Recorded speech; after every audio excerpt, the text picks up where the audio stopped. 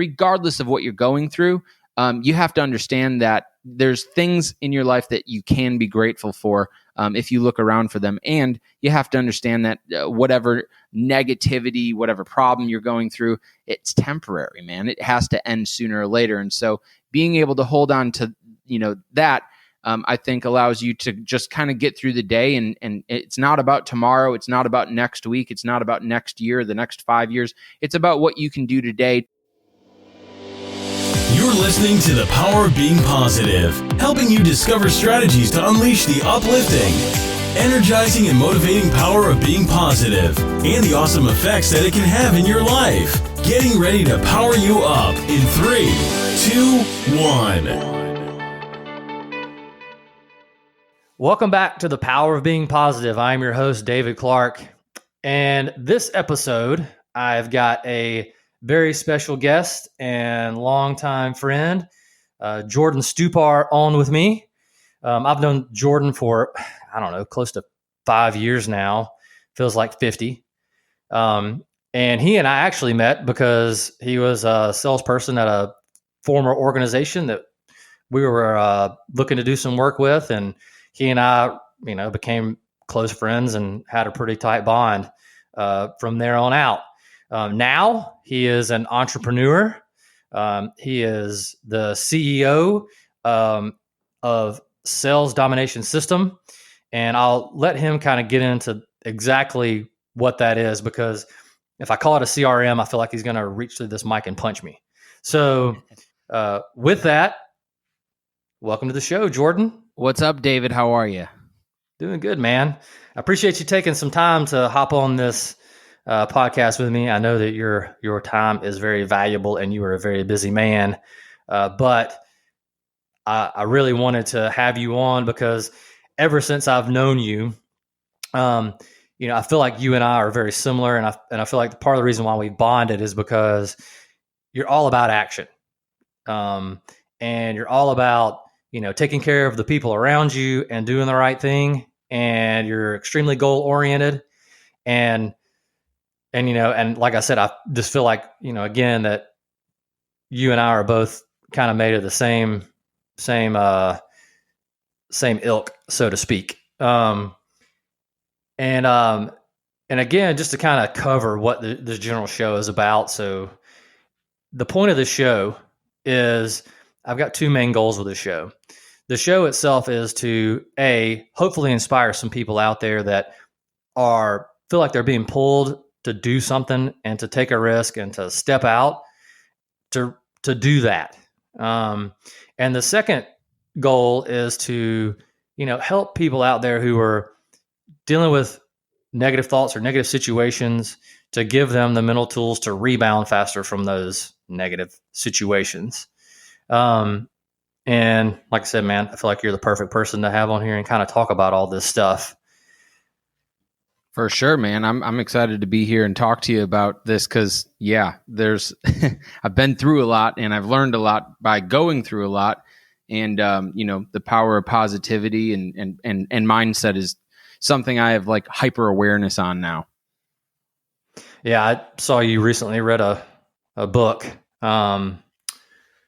What was the name of the title of the book? Because I saw it and I knew what it was immediately, but I can't think of it off the top of my head right now. Yeah, Beyond Positive Thinking. Beyond Positive Thinking. I love that book. And so I guess here's the thing. Is so I've kind of covered some different topics, on the podcast recently. But I really like to have other people's perspectives, and I really want to kind of have yours, because everybody has different ways of dealing with things a little differently. Even the most positive person on the planet has got times where they're going to go through negative stints. But the real key is that how fast do you rebound from that, and what things can you do to kind of defend yourself from negativity? So, so going through adversity, being goal oriented, I know that, you and I, as crazy to have, our paths have kind of mirrored each other recently through departures from companies and trying to start new things and all that kind of stuff. So as you've kind of gone through I'm gone through this. Like, give us some general thoughts on, how does Jordan deal with adversity and keep everything in a positive light? Oh, I mean, I can give you the long answer. I can give you a short answer here, but at the end of the day, I mean, there's a lot of ways to get through adversity. There's a lot of ways to get through challenges. And I think that there's kind of like a process that I've identified, at least for myself. I mean, the first thing when a real challenge hits, I'm not talking about like what kind of clothes I'm going to wear today or like what shoes should I wear. Like, that's not a real challenge. I'm talking about like the big ones in like business and in sales and losing a client or, going through a lawsuit or, the bigger life challenges. The bigger life challenges usually, I think, begin with some type of like just anger, right? That you're going through something and you kind of have to identify that you are angry and also understand that it's okay to be angry. It's just emotional feedback based on what you're experiencing. And I think some people can use anger to do the wrong things, which is, maybe blast somebody on social media, maybe make a poor decision in their business or their own personal life. And so one of the things that I do when I know that I'm angry, and I think that we all get angry. I know that you've probably been angry. Any of your listeners have probably been angry Absolutely. before, is to control your response when you're angry. There's the cliche that it's not about what happens to you, it's about what you do after it happens to you. And so usually the first thing you're going to experience is you're going to experience some type of anger about the challenge or the adversity that you're going through, which again is fine. My favorite thing to do is understand that I'm angry and just not really do anything with it other than use it as some type of fuel or motivation to start creatively thinking about ways to get around or go through the adversity or the challenge that I'm going through. And I think it's all about creativity on how to get through that.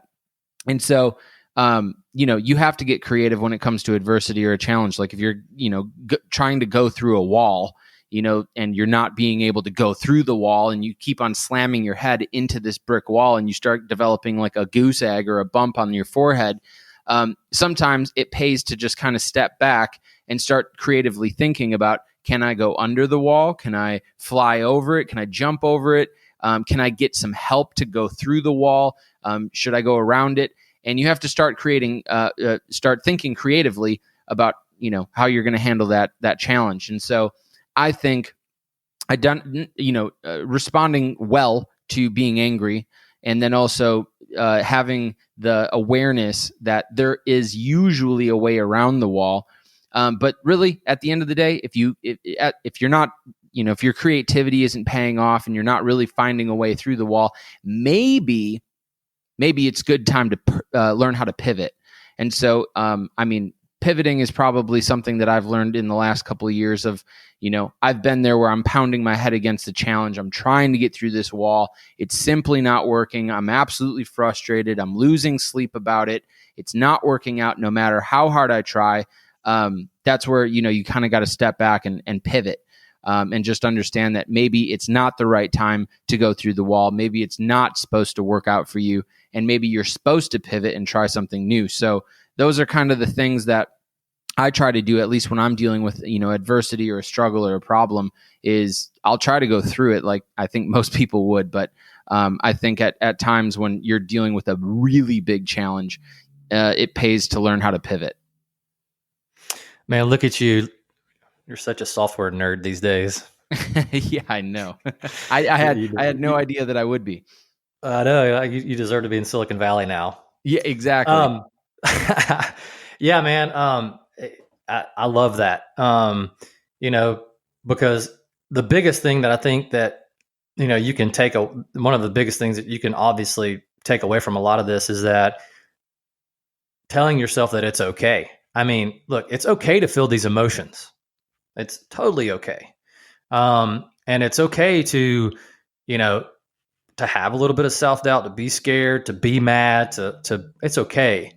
But just like you were saying, it's not okay to stay that way, or really act out of emotion. Because I was listening to a John Maxwell podcast, And he was basically saying something along the lines of, when you act out of emotion, it's normally a selfish act. So if you think about it, like, the reason why you're acting out emotionally is because you're doing something to try to make yourself feel different. Yes. Which I thought was really powerful, because I'd never really thought about it like that before, until I heard that. So let's talk about, like, what are some of your, like, general tips for staying positive on, like, a daily basis. I know that, like, I've seen you, dude, I see you post things on Instagram and things like that, about different tips and things like that about staying positive. But give us some of your top tips for staying positive.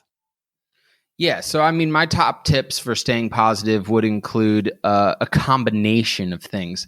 The first thing that I do, I know I've kind of gotten away from it in a public, kind of standpoint, like, for literally an entire year, I would literally wake up first thing in the morning. It didn't matter if it was 4 a.m. or 6 or 9, whatever time I woke up, the first thing I do is I grab my phone, I go to Instagram, I go over to create a story, and I'll write down, the top 4, 5, 6, 7 things that I'm grateful for.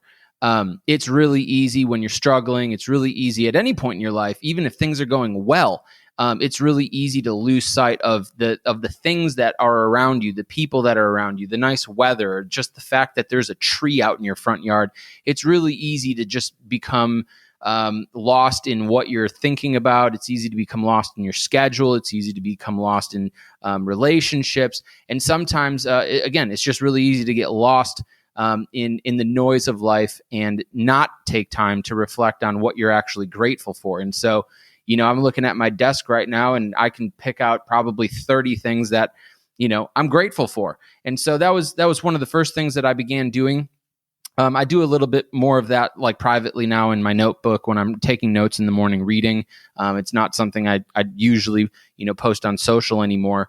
But that was super helpful of just kind of, regardless of what problems I'm going through, I'm still forcing myself every day to become grateful, at least for just one thing, and so that helps develop a mindset of being grateful, because, as they say, it's impossible to be grateful and hateful at the exact same time.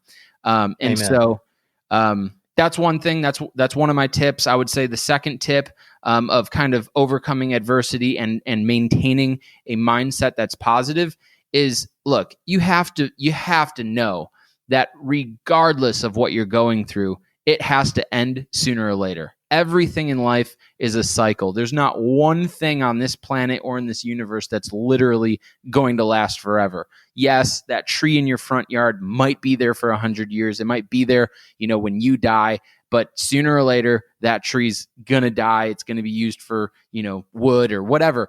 Everything around you is in a cycle.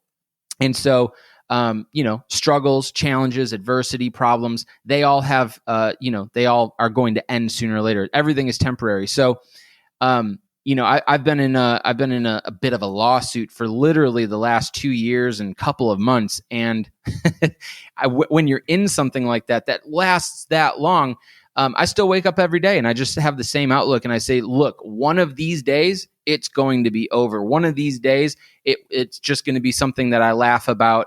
And just, it's just going to be some distant memory. So regardless of what you're going through, you have to understand that there's things in your life that you can be grateful for if you look around for them. And you have to understand that whatever negativity, whatever problem you're going through, it's temporary, man. It has to end sooner or later. And so being able to hold on to, that, I think allows you to just kind of get through the day. And it's not about tomorrow. It's not about next week. It's not about next year, the next 5 years. It's about what you can do today to mitigate the negative, the negativity that surrounds you with the challenges that you're going through. And so I think having awareness on the fact that sooner or later it's going to end. I mean, that allows positivity to kind of come back into your mindset.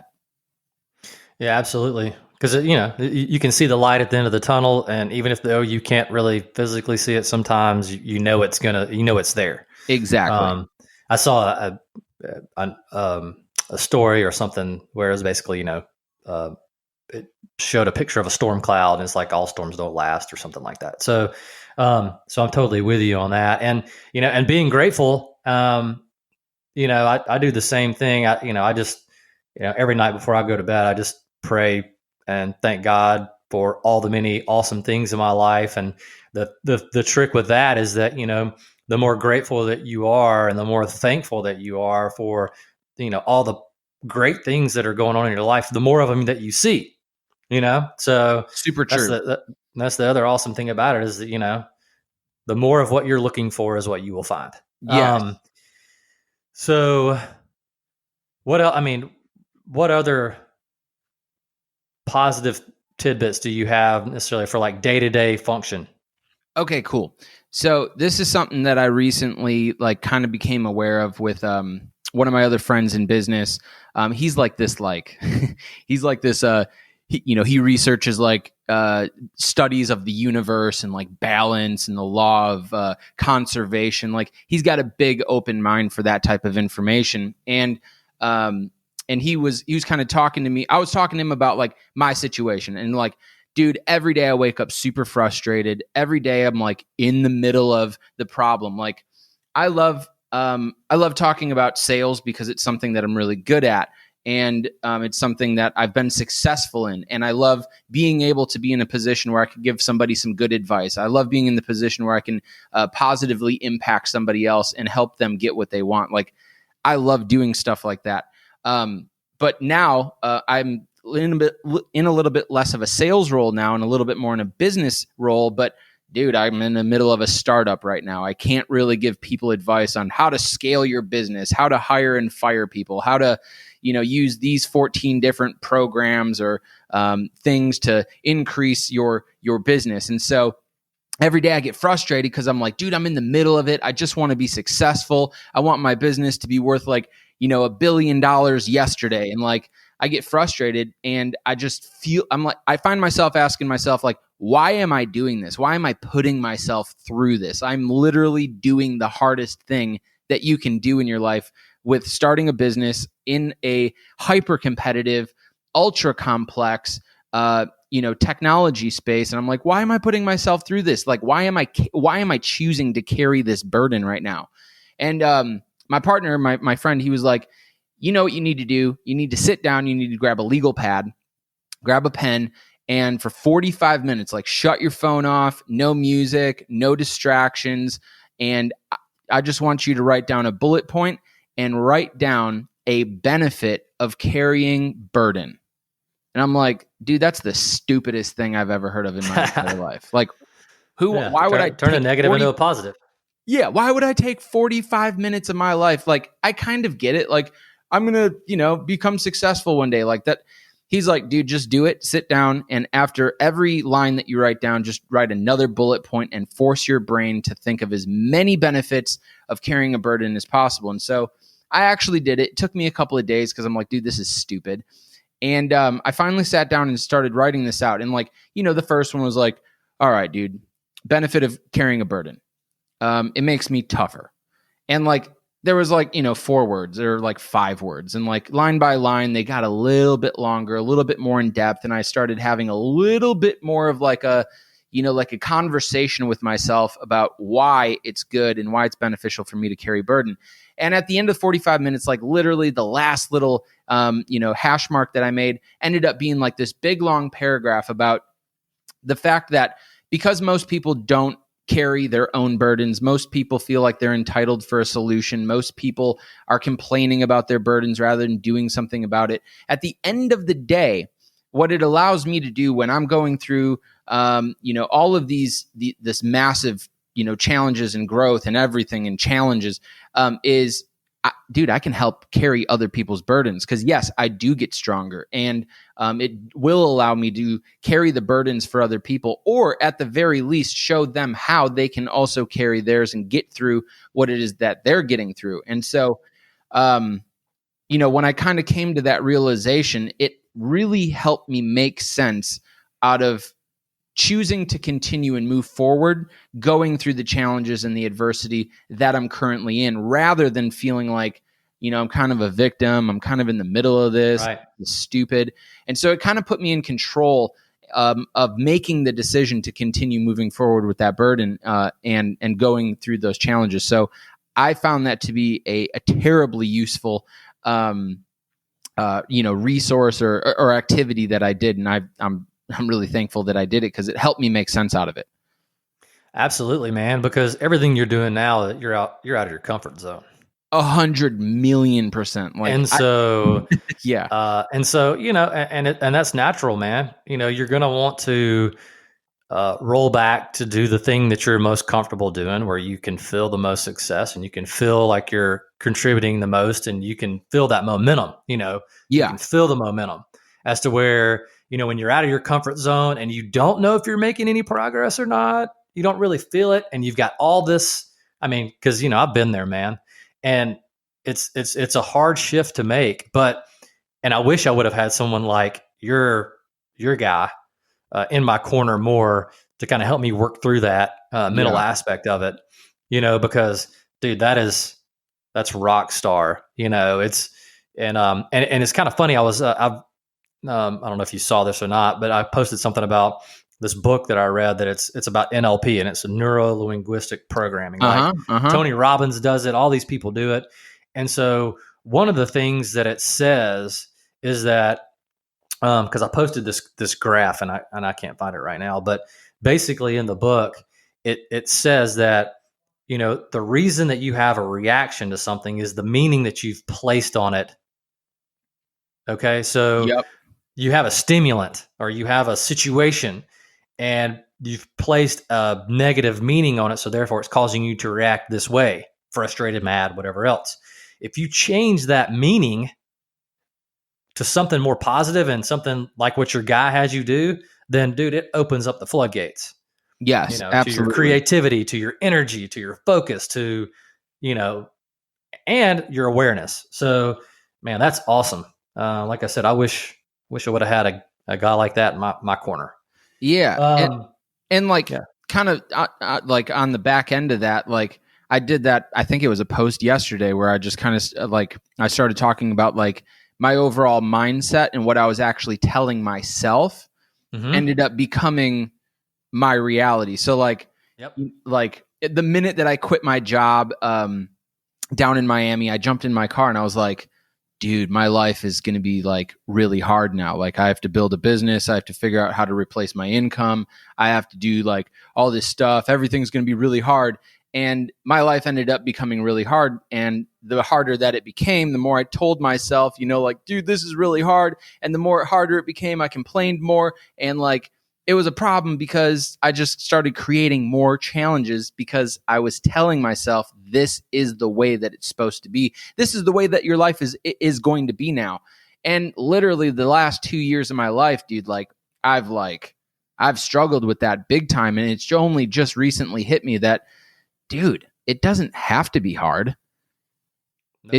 Starting a business is going to have its own challenges, but it doesn't you don't have to create more problems by thinking about how hard it's going to be. Instead, shift your attention and just tell yourself, dude, it's going to be fun overcoming these challenges. And I'm creative. I'm powerful. I can overcome this. And by the way, it's going to be way easier than I really think it's going to be. And just telling yourself that immediately puts yourself in a more positive condition to handle whatever you're handling. And so, that totally piggybacks on like the NLP and kind of changing the definition of what it is that you're going through.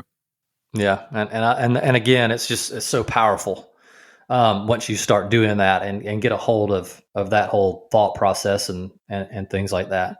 Agree. So now you are managing salespeople, right? Yes. So I don't want to take up a whole bunch more of your time, but I still got like 15, 20 minutes. So, we'll keep rolling then. Give us some, because I did. I had a guy on that worked at Disney and all this kind of stuff, and talked about impressions and how to help your team, leave positive impressions and stay positive and all that. But I want to hear your take, dude. Like how do you keep your sales team motivated and positive and excited about what it is that they're doing? Because I think this can translate into any kind of leadership or really just working with a team or anything else. Yeah. I'm not going to say that I've perfected the art of doing this yet, but I would say the best strategy I have or tactic I have for keeping a team or even just one person kind of on task, motivated, is by being disciplined yourself.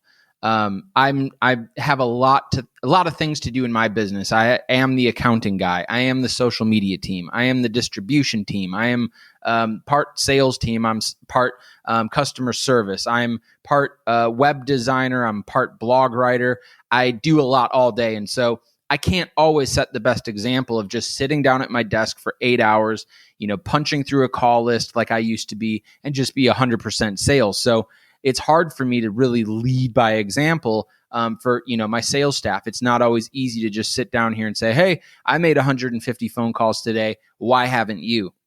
And so one of the ways that I've kind of figured out, I guess, on leaving the best example as I can is to be involved in those activities for those people when I do have free time. Just simply walking out of my office, spending 15, 20 minutes kind of just, hovering around a desk when one of my reps is on the phone and maybe punching myself into the conversation or just listening and being involved, I think can help reinvigorate the person that's actually doing that work. So that's one of the things that works for me is just kind of just being present with them while they're actually doing the work, because at the end of the day, it's not easy to sit around and make phone calls, and it's not easy to watch, your boss make a social media post or make a video or write a blog, and they're not actually in the sales process. So I found that to be really helpful. And then also having 2 meetings per day, I find it to be really helpful and bringing energy to those meetings. It's not where we're just sitting down and like, hey man, how's your day going? Like, what are you working on? It's a very direct conversation filled with candor that allows me to be energetic. It allows me to help solve problems. And also love talking about previous successes. Like, hey man, what's working for you today? Or what worked for you last week when you made all those sales? And so putting our attention on what's working rather than, what's not working really has helped be beneficial in helping my people, stay motivated and keep them excited about what they're actually doing. Because at the end of the day, being a salesperson can be one of the not so motivating jobs out there. Yeah, getting phones slammed in your face over and over and over again, and getting told no, it sucks. Yeah, you're absolutely right.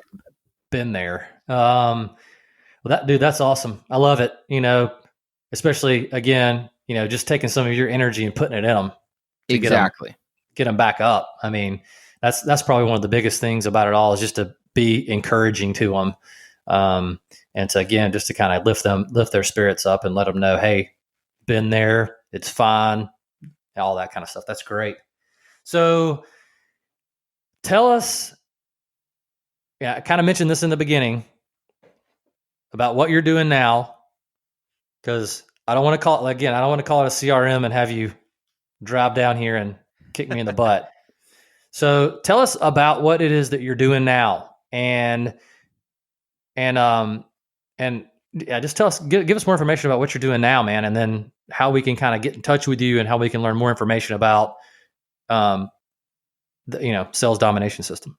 Yeah. So I created Sales Domination System literally about 2 years ago. It was the main reason why I quit my sales job in the first place, but obviously creating software, designing it, making it functional and bug-free, and then adding new features, it takes a long time. And so it's only been, probably 7, 8, maybe 9 months where we've actually been in the market, actually doing business. So the reason I created Sales Domination System, and yes, David, it is technically a CRM system. The reason I wanted to call it Sales Domination System is because I believe that there's such a negative connotation surrounding the word CRM. So we wanted to just kind of play with the words a little bit and just call it a system, because at the end of the day, that's what it really is. And so the CRM, the sales domination system that we have, was really birthed and born from pain. I've been a salesperson, a normal, average, everyday salesperson for almost 18 years now, and have had my hands on, a dozen or so of those popular CRMs out there where you can store contacts and keep track of your, relationships with guys like David Clark, who sometimes don't pick up the phone and you need to set a reminder to get him back on the phone. And so I've used them all. And as I started making a lot of money back in the day at my last sales job, I started having an acute awareness on how I was actually spending my time. Like, how much money am I really leaving on the table, and how much time am I really spending actively participating in a real sales conversation that could result in me and my company making money. And as I kind of just started playing with those numbers and kind of keeping track of everything, I realized I was spending more than half of my day just like prospecting for a new David Clark to talk to, and then looking for your contact info. And then when I do have a conversation with you that lasts 15 minutes and I'm scribbling down a bunch of notes onto a pad, I have to go back into my CRM and then type in all of those notes so that it's all stored in one, place.